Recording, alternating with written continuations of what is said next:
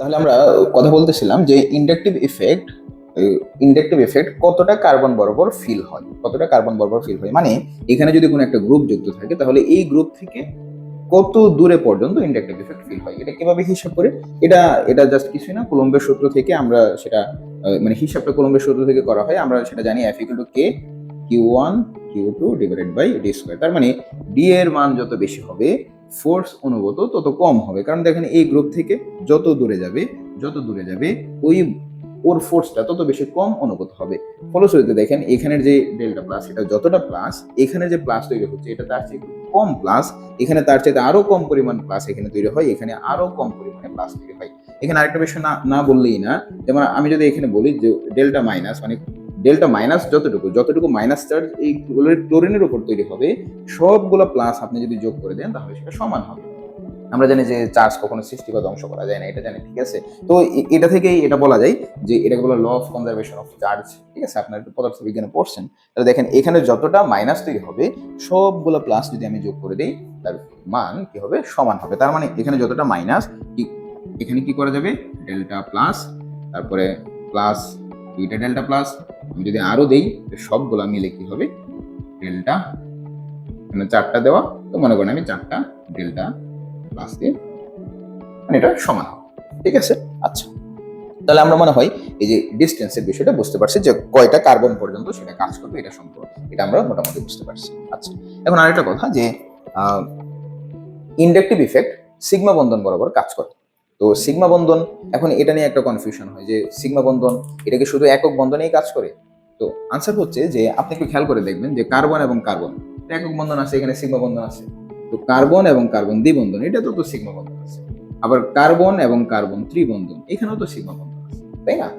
তার মানে যখন এটা লেখা হয় যে সিগমা বন্ধন বরাবর কাজ করে, তখন শুধু মনে হয় যেন যে এটা শুধুমাত্র যেটা স্যাচুরেটেড যৌগ, ঠিক আছে, তাদের মধ্যে মনে হয় কাজ করে, আনস্যাচুরেটেড যৌগে মনে হয় কাজ করে না ইন্ডাকটিভ। কিন্তু ঘটনাটা সত্যি না, যে কারণ আমরা জানি যে একক বন্ধনে তো আছেই সিগমা বন্ধন, দ্বিবন্ধন থাকলেও সিগমা আছে, ত্রিবন্ধন থাকলেও সিগমা আছে।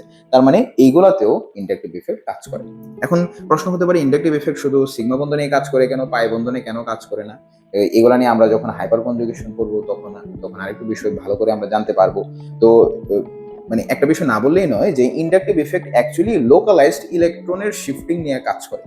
লোকালাইজড ইলেকট্রনের শিফটিং, দেখুন লোকালাইজড ইলেকট্রন গুলো কোথায় পাওয়া যায়? সিগমা বন্ধনের ইলেকট্রন গুলো হচ্ছে লোকালাইজড, সিগমা বন্ধনের ইলেকট্রন গুলো লোকালাইজড। কেন লোকালাইজড এগুলো নিয়ে আমরা যখন অরবিটাল নিয়ে যখন পড়বো তখন আমরা ভালো করে বোঝার চেষ্টা করব। কিন্তু পাই বন্ধনের যে ইলেকট্রন, পাই বন্ধন তো আমরা জানি যে সাইড ওয়াইজ ওভারল্যাপিং এ হয়। তো পাই বন্ধনের ইলেকট্রন গুলো কি হয় যে তারা মুভমেন্ট করতে পারে, পাই বন্ধনের ইলেকট্রন গুলো মুভমেন্ট থাকে। তার মানে পাই পাই সিস্টেমে যখন কোনো গ্রুপ যুক্ত থাকবে, মানে অনেক ইলেকট্রোনেগেটিভ গ্রুপ যখন যুক্ত থাকবে কোনো একটা পাই সিস্টেমে, তখন যে ইলেকট্রন গুলা শিফট হয়ে, মানে পাই ইলেকট্রন গুলা শিফট হয়ে অন্য জায়গায় চলে যায়, মানে অন্য কার্বনে চলে যায় আর কি। অন্য জায়গায় বলতে আমি অন্য কার্বনকে বোঝাচ্ছি, অন্য জায়গায় চলে যায়। তো এটা আসলে ইন্ডাকটিভ ইফেক্ট না, তখন সেটা ইলেকট্রোমারিক বা মেসোমারিক ইফেক্ট হয়ে যায়, ঠিক আছে? আমরা এগুলো শিখবো যে কোনটা কি হয়। তার মানে একটা বিষয় আপনাকে জানতে হবে যে ইন্ডাকটিভ ইফেক্ট শুধুমাত্র সিগমা বন্ড বরাবর সেটা কাজ করে, পাই বন্ড বরাবর সেটা কাজ করে না, ঠিক আছে? এখন সিগমা বন্ড একক বন্ধনে হতে পারে, দ্বিবন্ধন হতে পারে, ত্রিবন্ধনে হতে পারে। আচ্ছা, এবং এটা ডিস্টেন্স, তার মানে সিগমা বন্ধন আমরা পড়ে ফেলছি যে সিগমা বন্ধন বরাবর সেটা ট্রান্সমিট হয়। তারপরে ডিস্টেন্স, কতটুকু ডিস্টেন্স পর্যন্ত এই ইফেক্টটা বোঝা যায় সেটা আমরা পড়ছি, এবং এটা F = K Q1 Q2 by D square. D এর মান যত বেশি হবে ওই ফোর্সের ফিলিংসটা তত কম হবে, মানে আপনি তত কম বল অনুভব করবেন। এবং এখানে যতটা নেগেটিভ চার্জ তৈরি হবে, এখানে সবগুলা চার্জ যদি যোগ করে দিই সবগুলা সমান হবে, ঠিক আছে? মানে এখানে যতটা প্লাস, এখানে এখানে প্লাসের মাত্রা যত, এখানে প্লাসের মাত্রা তার চেয়ে কম, এখানে আরো কম, এখানে আরো কম, এভাবে আস্তে আস্তে শেষ হয়ে যায় 3 থেকে 4 এর পর আর বোঝা যায় না। ওকে, তাহলে এটা গেল। এখন আসেন এই পরের টপিকটা, সেটা হচ্ছে পার্মানেন্ট, মানে ইন্ডাকটিভ ইফেক্ট হচ্ছে একটা পার্মানেন্ট ইফেক্ট। তো এটা আবার কি পার্মানেন্ট ইফেক্ট কেন? তো ইন্ডাকটিভ ইফেক্ট একটা পার্মানেন্ট ইফেক্ট, তার কারণ হচ্ছে যে ইন্ডাকটিভ ইফেক্টটা একটা অণুর, এটা একটা ইন্ট্রিনসিক প্রপার্টি। তো এটা দিয়ে আসলে কি, মানে আমি কি বোঝাচ্ছি অ্যাকচুয়ালি? তো আমি যদি এখানে লিখি, দেখেন এই एग्जांपल আছে, এটা দিয়ে অ্যাকচুয়ালি বোঝানো যাবে। এটাকে আমরা পার্মানেন্ট ইফেক্ট বলতেছি কেন?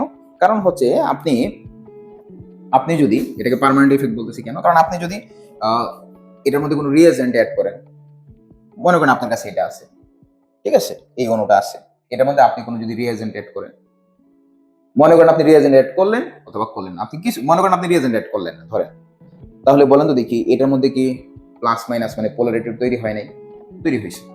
আপনি যদি রিয়েজেন্ট অ্যাড করে নাও, রিয়েজেন্ট যদি অ্যাড করে নাও, এই প্লাস মাইনাস কি এখান থেকে ভ্যানিশ হয়ে যাবে? বলছে না, প্লাস মাইনাস তো ভ্যানিশ হবে না, কারণ আপনি রিয়েজেন্ট না দিলেও এখানে প্লাস মাইনাস তৈরি হবে, রিয়েজেন্ট দিলেও তার মধ্যে প্লাস মাইনাস তৈরি হবে যতক্ষণ পর্যন্ত এই মলিকুলের অস্তিত্ব থাকবে, তার মধ্যে এই ধর্মটা থাকবে। কেন? কারণ হচ্ছে দেখেন কার্বনের সাথে ক্লোরিন যুক্ত, তো কার্বনের সাথে ক্লোরিন যতক্ষণ যুক্ত থাকবে তার মধ্যে মাইনাস থাকবে, এর কার্বনের উপরে প্লাস থাকবে। তো আপনি রিয়েজেন্ট দেন বা না দেন, যেটাই করেন না কেন, এই অণুর মধ্যে এই ক্লোরিনের উপরে মাইনাস থাকবে, কার্বনের উপরে প্লাস থাকবে, মানে যতক্ষণ এটার অস্তিত্ব থাকবে এটার মধ্যে মাইনাস, এটার উপরে প্লাস অবস্থান করবে, মানে পোলারিটি থাকবে। তার মানে ইন্ডাকটিভ ইফেক্ট, তাহলে এটাই তো আমরা তো পোলারিটি তৈরি হচ্ছে মানে ইন্ডাকটিভ, তার মানে এই ঘটনাটাকে ইন্ডাকটিভ ইফেক্ট বলতেছি। তাহলে ইন্ডাকটিভ ইফেক্ট বলেন দেখি, রিয়েজেন্ট দেওয়া না দেওয়ার উপর কি ডিপেন্ড করে? না, ডিপেন্ড করে না, ইন্ডিপেন্ডেন্ট রিয়েজেন্টের উপর। এই জন্য এটাকে আমরা বলতেছি পার্মানেন্ট ইফেক্ট, মানে এটা থাকি। ঠিক আছে, আচ্ছা, তাহলে আমরা তো বললাম যে ইন্ডাকটিভ ইফেক্ট আসলে কি। তাহলে সামারি যদি করি আমরা, তাহলে ইন্ডাকটিভ ইফেক্ট কি? ইন্ডাকটিভ ইফেক্ট হচ্ছে সর্বপ্রথম আমাদেরকে দেখতে হবে যে সমযোজী বন্ধনে যে আবদ্ধ যেই দুইটা পরমাণুর মধ্যে তড়িৎ ঋণাত্মকতার যদি পার্থক্য থাকে, তাহলে তাহলে কি হয়, ওদের মধ্যে পোলারিটি তৈরি হয়। এবং এই পোলারিটি তৈরির যে ধর্মটা, পোলারিটি তৈরির যে প্রভাব, এটাকে আমরা বলতেছি ইন্ডাকটিভ ইফেক্ট। ঠিক আছে, এবং আরেকটা বিষয় লক্ষণীয় যে ইন্ডাকটিভ ইফেক্ট দেখেন, এই যে কার্বন এবং ক্লোরিন, ওদের মধ্যে ইলেকট্রোনেগেটিভিটির পার্থক্যের জন্য কিন্তু এখানে প্লাস এবং মাইনাস মানে পোলারিটি তৈরি হলো। কিন্তু দেখেন এটা কিন্তু এক জায়গায় মানে বসে নাই, তার মানে এটা ট্রান্সমিটেড হচ্ছে। কোন বন্ধন বরাবর ট্রান্সমিটেড হচ্ছে? সিগমা বন্ধন বরাবর ট্রান্সমিটেড হচ্ছে। কেন ট্রান্সমিটেড হচ্ছে? কারণ আমরা জানি যে এটা হচ্ছে এটা একটা অধিক তড়িৎ ঋণাত্মক গ্রুপ, সে কি করে ইলেকট্রন ঘনত্ব নিজের দিকে টেনে নিয়ে যাচ্ছে, এর ফলশ্রুতিতে প্লাস হবে। কতটা কার্বন কত দূরে পর্যন্ত সেটা প্লাস অনুভূত হবে, সেটা কুলম্ব সূত্র থেকে আমরা সেটা জানি, F = k(q1q2/r² বা d², এবং এটা ডিসটেন্স বাড়ার সাথে সাথে এটা হ্রাস পায়, এবং সেটা পরীক্ষা করে দেখা গেল এটা 3 থেকে 4 কার্বনের পরে সেটা আর বোঝা যায় না। ঠিক আছে, তো আমরা এই পর্যন্ত বললাম। এবং আরেকটা জিনিস বললাম যে সেটা হচ্ছে একটা পার্মানেন্ট ইফেক্ট, মানে এই মলিকুলের অস্তিত্ব যতক্ষণ থাকবে আপনি রিয়েজেন্ট দেন বা না দেন, এই ক্লোরিনের উপর মাইনাস চার্জ এবং এই কার্বনের উপর প্লাস চার্জ থাকবে। তার মানে এই ইন্ডাকটিভ ইফেক্ট বিষয়টা কি আমরা মনে হয় বুঝতে পারছি। তাহলে ইন্ডাকটিভ ইফেক্ট কি, এটা বুঝতে গেলে আপনাকে এই চারটা বিষয় সম্পর্কে মোটামুটি আলোচনা করলেই হয়ে যাবে। একটা হচ্ছে ইলেকট্রোনেগেটিভিটি ডিফারেন্স। ঠিক আছে, ইলেকট্রোনেগেটিভিটি ডিফারেন্স হলে ইন্ডাকটিভ ইফেক্ট তৈরি হবে। এটা সিগমা বন্ধন বরাবর ট্রান্সমিট হবে, ডিসটেন্স কয়টা কার্বন পর্যন্ত তার প্রভাব অনুভব করা যায় সেটা, এবং এটা একটা পার্মানেন্ট ইফেক্ট। এই ছিল যে ইন্ডাকটিভ ইফেক্ট কি সেটা নিয়ে আলোচনা। এখন অনেকের মনে, মানে আমরা যখন পড়াই তখন অনেকের মনে একটা প্রশ্ন থাকে যে স্যার ইন্ডাকটিভ ইফেক্ট কি শুধু কার্বনেই কাজ করে কিনা? বলছে না, কার্বনের ইন্ডাকটিভ ইফেক্ট শুধু কার্বন হতে হবে, কার্বনের সাথে অন্য কিছু যুক্ত থাকলে তড়িৎ ঋণাত্মকতার পার্থক্য হবে, পোলারিটি তৈরি হবে, তখন ইন্ডাকটিভ ইফেক্ট হবে। বিষয়টা এমন না। দেখেন আমি এখানে আগে থেকেই কয়েকটা দুইটা অণু লিখে রাখছি, এটা হচ্ছে অ্যামোনিয়া, এটা হচ্ছে পানি। তো আপনি যদি খেয়াল করেন, অ্যামোনিয়া, নাইট্রোজেন এবং হাইড্রোজেন, বলেন দেখি নাইট্রোজেন এবং হাইড্রোজেনের মধ্যে নাইট্রোজেন বেশি ইলেকট্রোনেগেটিভ।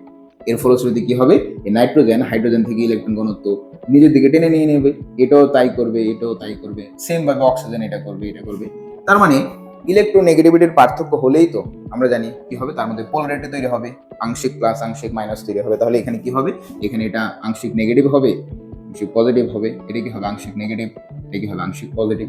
যেহেতু এখানে আংশিক পজিটিভ নেগেটিভ মানে পোলারিটি তৈরি হচ্ছে, তো এখানেও ইন্ডাকটিভ ইফেক্ট দেখাবে। এখন ইন্ডাকটিভ ইফেক্ট একটা প্লাস আই ইফেক্ট হবে নাকি মাইনাস আই ইফেক্ট হবে, এগুলো আমরা পরবর্তী ভিডিওতে দেখবো, যে প্লাস আই ইফেক্ট কোনটা, মাইনাস আই ইফেক্ট কোনটা, এগুলো নিয়ে আমরা ইন্ডাকটিভ ইফেক্টের অ্যাপ্লিকেশনটা কোথায় আসলে, এটা কি জায়গায় কাজে লাগে। দেখেন এখানে আমি উল্লেখ করে দিছি যে ইন্ডাকটিভ ইফেক্ট আমাদের ডাইপোল মোমেন্ট এটা হিসাব করতে আমাদের ইন্ডাকটিভ ইফেক্ট হেল্প করবে। তারপরে হচ্ছে বন্ড লেন্থ, ঠিক আছে, এটার জন্য আমাদের ইন্ডাকটিভ ইফেক্ট প্রয়োজন। অ্যাসিড বেস স্ট্রেংথ, অ্যাসিড বেসের কোনটা শক্তিশালী অ্যাসিড হবে, শক্তিশালী ক্ষারক হবে, এটা জানতে গেলে ইন্ডাকটিভ ইফেক্টের ধারণা প্রয়োজন।